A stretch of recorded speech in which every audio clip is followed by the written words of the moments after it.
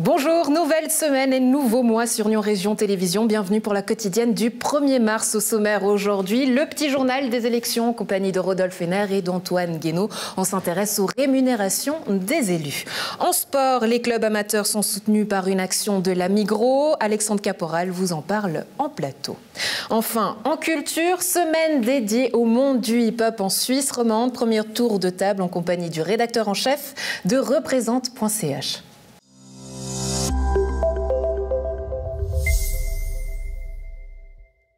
Place au petit journal des élections. On s'intéresse cette semaine au salaire des élus. Est-il avantageux financièrement parlant de s'engager en politique? On y répond au plateau. Antoine Guénaud, Rodolphe Henner, bonjour. Bonjour André. Bonjour. Alors on va parler des bourses et des salaires. Justement, vous publiez une enquête au journal La Côte à ce sujet. En somme, la première chose que l'on peut constater, c'est qu'il y a une disparité entre les communes. Oui, tout à fait, et même de grandes disparités. Cela s'explique d'abord parce qu'il n'y a pas de barème général, cantonal par exemple, qui permettrait de fixer ses rémunérations. Donc en fait, c'est chaque commune qui fait de son côté sa petite cuisine, si je puis dire, pour fixer la rémunération des élus. L'autre élément qui explique ces disparités, c'est le fait que les taux d'activité varient énormément selon les communes. Si vous êtes membre d'un exécutif dans une grande commune, le poste se rapprochera d'un 70-80%. Dans un petit village, on est plus autour de 10, 20, voire 30%. Je peux vous donner quelques chiffres. Par exemple, si on prend la plus grande ville du district, qui est bien évidemment Nyon, avec ses 22 000 habitants, le syndic Daniel Rossella occupe un poste qui a été fixé à 70%. Et pour ce poste, il reçoit 141 000 francs par an. À l'inverse, si on regarde Arnay, qui est la plus petite commune du district, là, un municipal touche 4 500 francs par an et à peu près 5 000 francs de défraiement. Donc on voit vraiment qu'il y a beaucoup d'écart entre les communes et entre les situations. Oui, et puis encore, il faut ajouter que parfois, le taux d'activité est calculé contractuellement à 70 ou 20%. Dans la réalité, malgré tout, il dépasse dans les faits concrets. C'est-à-dire qu'un syndic de village a son attel qui sonne le samedi matin et le dimanche après-midi. Ce qui n'est pas nécessairement le cas d'un syndic des villes qui a un service à sa disposition et des attachés de communication. Ces salaires, quand est-ce qu'ils peuvent changer ? Alors, c'est tout le problème, hein. C'est un peu comme pour une hausse d'impôts, il faut trouver la bonne fenêtre de tir. Généralement, c'est le plus élégant de le faire en fin d'une législature, comme Gland est en train de tenter de le faire actuellement. C'est-à-dire qu'il faut ôter toute suspicion pour les municipaux de vouloir s'enrichir à titre personnel. Alors, même s'ils se représentent, l'enjeu est de dire qu'il faut favoriser la profession pour les suivants. C'est très compliqué d'augmenter dans un budget pessimiste. À Nyon, par exemple, le budget 2019 était déficitaire comme bien d'autres. Il a fallu faire des coupes culturelles, enfin dans les subventions culturelles et les subventions pour le sport, notamment. Là, les municipaux ont décidé de renoncer à 10 000 francs par année de frais de représentation. Donc, il faut arriver au bon moment. C'est aussi une communication politique. Il faut savoir faire de la diplomatie envers ses électeurs. Ouais, aujourd'hui, qu'est-ce qui fait que ce soit une tâche qui se complexifie et qui est finalement une professionnalisation du métier ?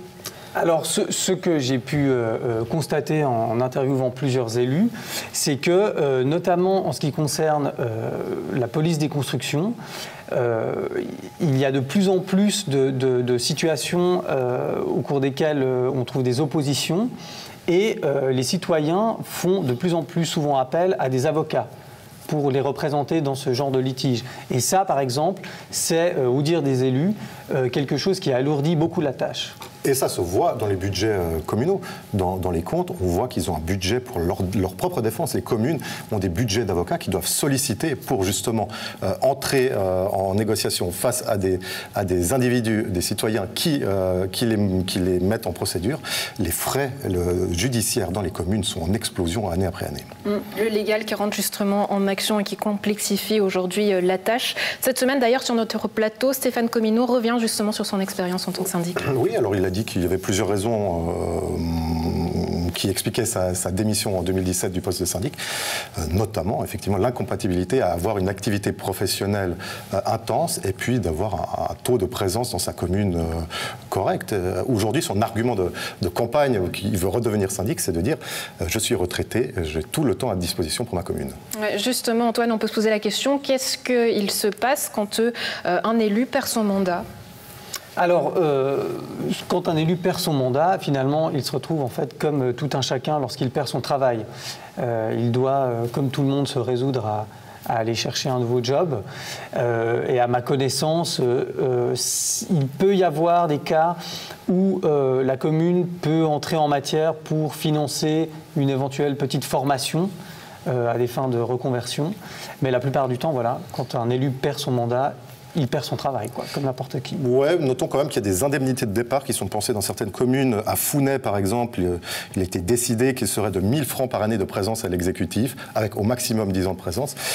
Donc le syndic, le récent syndic est parti. Théoriquement, si je ne dis pas de bêtises, il nous corrigera, hein, il nous écrira, a dû toucher 10 000 francs, touchera 10 000 francs lors de son départ, parce qu'il est à la municipalité depuis des années et des années.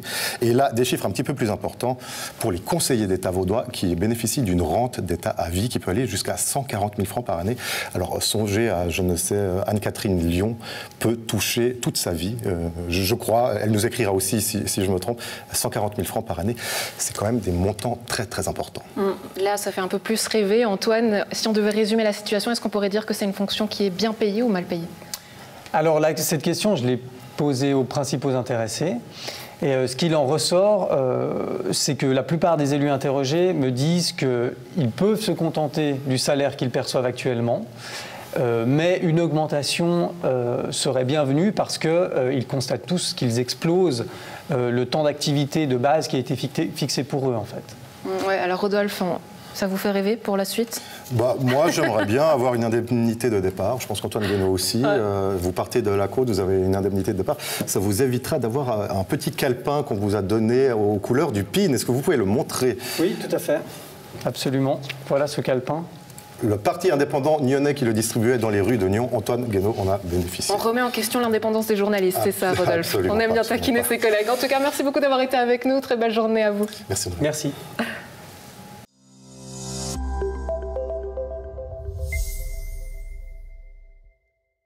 Si vous avez fait vos courses récemment dans les supermarchés du Grand M, vous avez sûrement reçu ces bons Orange. Support Your Sport, c'est la nouvelle campagne de la Migros pour supporter les clubs locaux et amateurs. Un soutien donc à la clé, une cagnotte de 3 millions de francs à se partager entre plus de 7600 clubs qui se sont inscrits, dont certains clubs de la côte. Et pour en parler, je reçois en plateau 2 représentants de clubs de la région qui participent à cette action. À ma gauche, Pierre-Alain Kummer, vous êtes trésorier du Tennis Club de Gland, bonjour. Bonjour. Et à ma droite, Flavien Charpentier, vous êtes secrétaire général du Handball Club TCGG, soit Trélay, Chézeray, Génolier et Gland. Bonjour Flavien. Bonjour. Première question simple avec vous, Pierre-Alain Kummer, comment ça marche, ces bons de la Migros? Alors, il fallait s'inscrire sur le site de la Migros, présenter un projet, qu'est-ce qu'on voulait faire avec l'argent qu'on recevrait, etc., rentrer toutes les données du club, et puis simplement avertir nos membres comme quoi ça existait. Et puis s'ils vont faire leurs courses à la Migros, on n'a pas demandé qu'ils aillent spécialement faire leurs courses à la Migros, mais s'ils y vont, autant que ça marche et puis qu'ils scannent leurs bons pour qu'à la fin, peut-être, on reçoive un peu d'argent de ces 3 millions parce qu'il y a beaucoup de clubs. Et puis, quand vous dites qu'on reçoit ces bons à la Migros, malheureusement, en tout cas dans 3-4 Migros que j'ai fait, on ne les reçoit pas, il faut les demander, ce qui est un peu dommage. Alors que quand c'est des coupons, des choses pour avoir des gadgets publicitaires, là, ils les donnent tant qu'on veut. Mais là, il faut malheureusement les demander à chaque fois, sinon on ne les a pas. C'est un peu le seul reproche que je ferais pour le moment à cette action, en fait. Flavien Charpentier, pourquoi s'être inscrit, le handball club de TCGG, pourquoi s'être inscrit à cette action? C'est une action qu'on a en commun avec le HBC Nyon. Ça, c'est assez important, même si chaque club peut avoir ses propres bons. Et l'idée, c'est acheter des équipements communs pour les 10 équipes qu'on a en commun, surtout des équipes de juniors. Donc ce partenariat effectivement, et puis alors pour récolter de l'argent, un club doit engranger des votes, on l'a dit, donc plus il y a de membres et puis plus il y a de fans aussi dans la région du club, plus il y a de potentialité justement d'engranger une part. Alors actuellement TCGG est à 1594 bons et puis le Tennis Club Gland à 945 bons. Est-ce qu'au final, Pierre-Alain Kummer, c'est une vraie possibilité d'avoir un soutien financier pour votre club, pour le Tennis Club de Gland, ou est-ce que finalement c'est une grosse opération marketing? marketing de la Migros. C'est une grosse opération marketing de la Migros. Tant mieux pour les clubs, parce qu'il y a des clubs qui vont toucher de l'argent quand même, je pense. Il y en a qui ont beaucoup de bons. Donc je pense qu'il y a des clubs qui vont recevoir pas mal d'argent. Nous, on compte franchement pas là-dessus. On participe parce que justement, on espère que ça fait réagir les gens. Et puis que, d'ailleurs, dans les mails qu'on a envoyés, on a bien dit... Prenez des bons, donnez-les au club qui vous plaît, pas forcément au tennis club de Gland, vraiment que ça participe pour tout le monde, quoi. Et puis que les clubs de la région touchent au définitif quelque chose. Flavien Charpentier, comment le handball club TCGG a vécu toute cette crise sanitaire et à quel point en fait il y a besoin réellement de soutien financier? Alors, je vais parler aussi au nom du HBC Nyon. Oui, tout à fait. Parce que je pense que là, c'est important. Ça a été compliqué au niveau des salles. Chaque commune peut avoir son règlement. C'était compliqué pour continuer à s'entraîner. Les moins de 16 ans ont pu, ce qui est bien, mais c'était compliqué. Financièrement, on a perdu pas mal de revenus, je pense, comme vous aussi au tennis, avec la fermeture notamment de tout ce qui est bar, activités de buvette, et puis certains revenus annexes comme de jeunesse et sport. Voilà. Et de votre côté, au tennis club de Gland? Alors pareil, nous on a la chance de pouvoir jouer à l'extérieur, donc tant que c'était pas fermé, on a pu jouer à l'extérieur. Depuis aujourd'hui, on rouvre aux adultes pour l'extérieur, et puis donc ça c'est une bonne chose. Par contre, on a pu faire jouer nos cours juniors et tous les juniors, même à l'intérieur, toute la période, et ça c'était le principal en fait, c'est de pouvoir faire jouer les enfants. Et même s'il n'y a pas de compétition, et puis je pense qu'au niveau des compétitions, là, il va y avoir un gros manque. Et on rouvre maintenant les compétitions juniors. J'organise des championnats vaudois de tennis qui vont se faire. À la dernière minute, ce sera le week-end du 13-14 mars.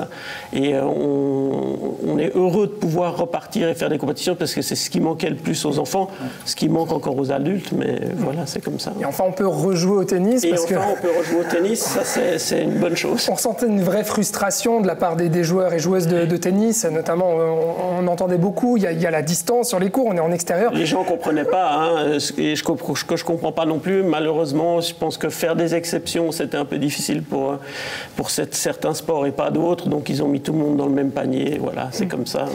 Maintenant, vous êtes débordé par les inscriptions et les réservations de cours? Les inscriptions, pas encore, mais déjà tout à l'heure, j'étais au tennis et avec ce beau temps, bien sûr, c'est plein, les gens veulent jouer. On voit bien que... Pour le handball en salle, en revanche, là, l'avenir est encore toujours incertain, on va dire. Comment vous vivez, vous, ces mois un petit peu difficiles? Et puis, quelle projection vous avez? À quel moment vous pensez pouvoir rouvrir? Alors, officiellement, à partir d'aujourd'hui, le 1er mars, mais c'est pas facile, car on doit vérifier avec chaque salle si ça fonctionne ou pas. Gland, Grandchamp, on a eu l'OK aujourd'hui. Nyon-Cossy, ça a toujours été possible, c'était très disponible, on a beaucoup apprécié le support de Nyon-Cossy. D'autres salles, on doit encore vérifier, comme par exemple Genolier. Donc c'est clairement un peu un challenge. Championnat à partir du 17 avril, donc ça repart pour tous les juniors. Adultes, rien, ça c'est clair aussi. Le temps est long, là. Oui, c'est compliqué. C'est compliqué parce qu'on ne peut pas forcément bien jouer dehors, nous, malheureusement, et on dépend des salles. Et donc, pour prévoir sereinement les prochaines saisons, donc, on le rappelle, c'est bon que vous trouvez, donc, si vous allez faire vos courses à la Migros, il suffit donc de scanner ce QR code, de vous rendre sur le site internet et puis de dire, voilà, on a envie de soutenir le club local et puis pourquoi pas le handball club de Nyon ou le handball club TCGG ou pourquoi pas le tennis club de Gland. Merci beaucoup Pierre-Alain Cumer et merci Flavien Charpentier d'avoir été avec nous sur NRTV. On vous souhaite le meilleur pour vos clubs respectifs et on vous dit à bientôt. Merci. Merci.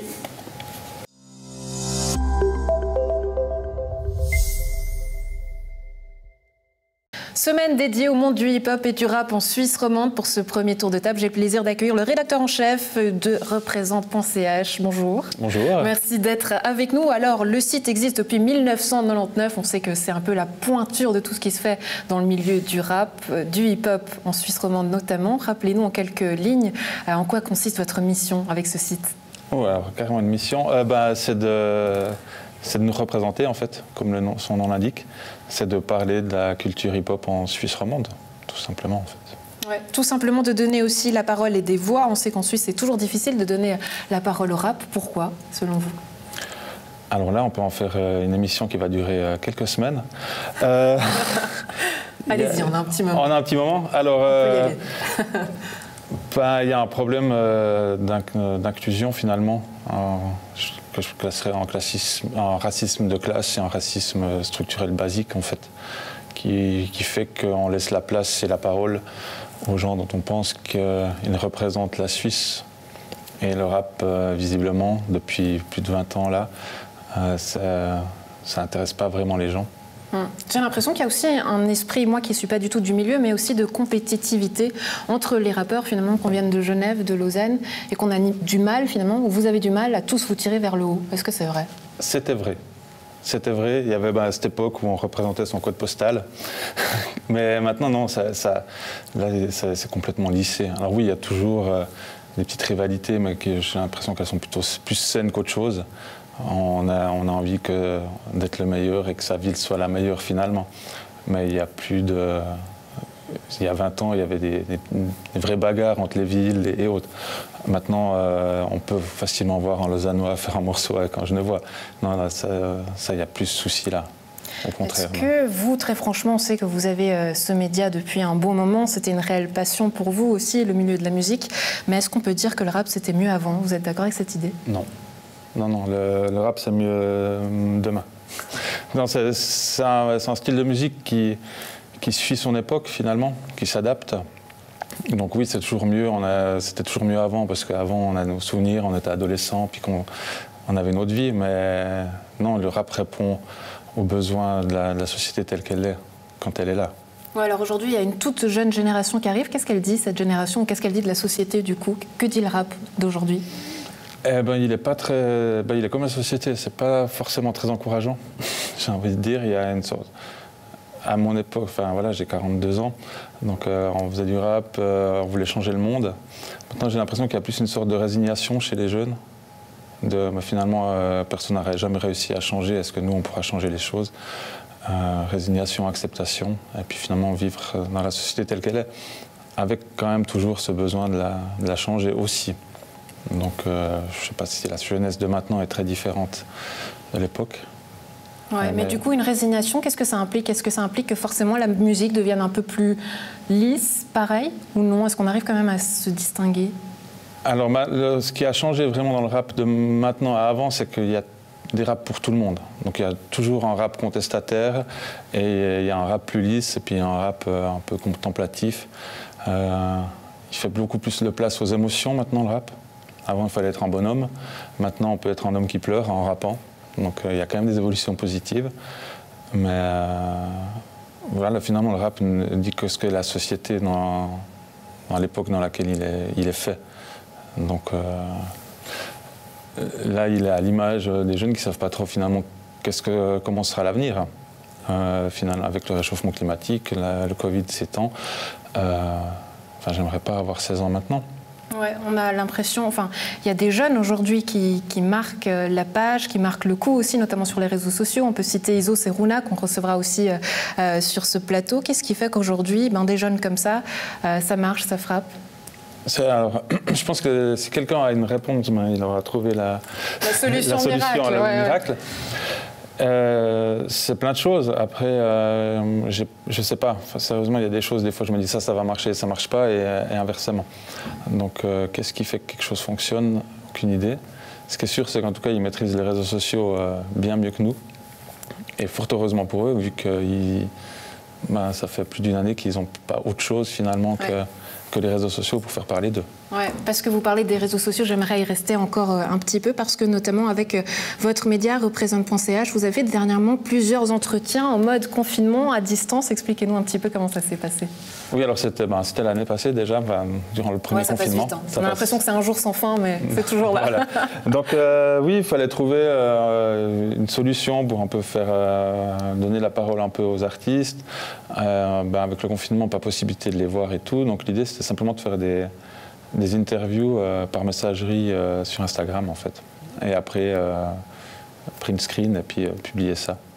Et comment est-ce qu'ils se portent, au fait, ces rappeurs, durant cette période, selon toi? Qu'est-ce que tu as pu en retirer? Alors, il y a une fois encore, le rap, c'est à l'image de la société. Il y a des gens qui le vivent bien, des qui le vivent moins bien. Certains et certaines qui en ont profité pour ce temps justement pour mettre à contribution pour sortir des projets qu'ils n'aient jamais faits, d'autres dont on n'entend plus parler. Et il n'y a pas une définition de comment se porte le rap avec le Covid. Ouais, j'aimerais encore avoir ton avis sur les festivals. On sait qu'aujourd'hui, les organisateurs peinent à revenir sur le devant de la scène, à savoir comment s'organiser. C'est notamment le cas de Paléo. Est-ce qu'aujourd'hui, par exemple, tout ce qui est attrait au rap, au hip-hop, pourrait se faire devant une scène assis, selon toi ? Alors, j'ai de la peine avec l'échange musical, des festivals assis. Je pense qu'on peut trouver d'autres solutions.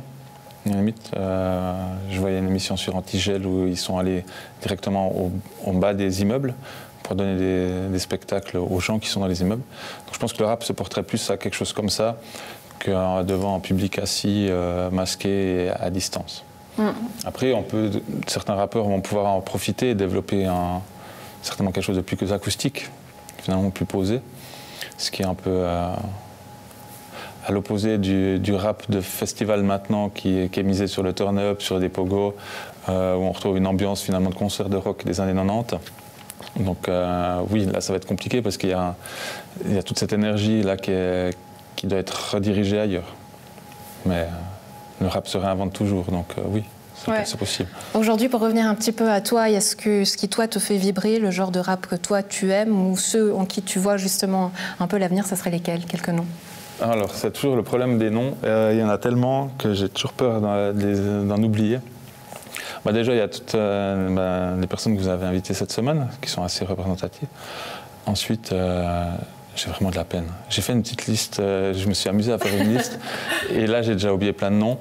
Pas de souci, mais alors du coup, c'est-à-dire que si on prend par exemple nos invités de cette semaine, on peut citer Oji Obrax, on a dit Runa. Est-ce qu'on a l'impression finalement que c'est un rap assez duel? Il y a les anciens et les nouveaux. Est-ce qu'il y a encore de la place un peu au milieu? Alors ça dépend où on met la barrière curseur, finalement. Ouais. Ça dépend où on met le curseur.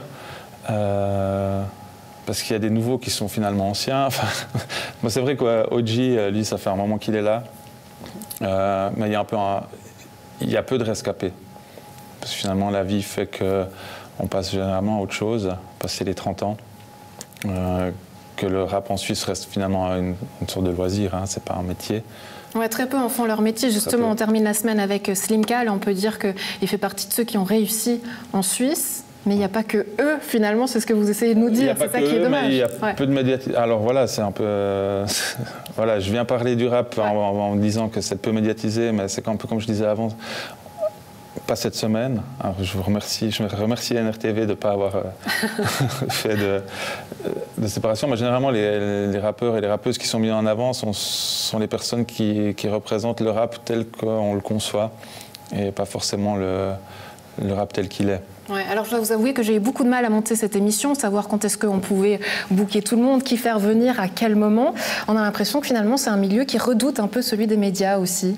Vous avez peut-être une explication? Parce que les expériences avec les médias sont généralement assez négatives. Parce qu'en face, il y a souvent des personnes qui ne sont pas au courant de ce qu'est le rap, de quels sont les codes, de la réalité que vivent les personnes qui en font. Et il y a beaucoup d'a priori et généralement les rappeurs et les rappeuses invités sont un peu les bons clients, là, ceux qui on va les piquer puis chercher des phrases chocs ou autres, c'est rarement positif.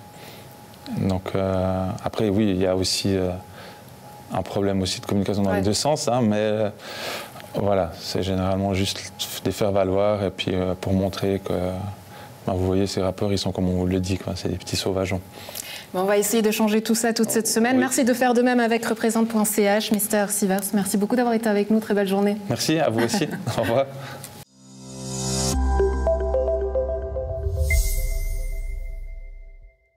C'est tout pour la quotidienne du 1er mars. Un plaisir d'avoir été en votre compagnie. On se retrouve demain. Très belle suite de programmes sur Nyon Région Télévision.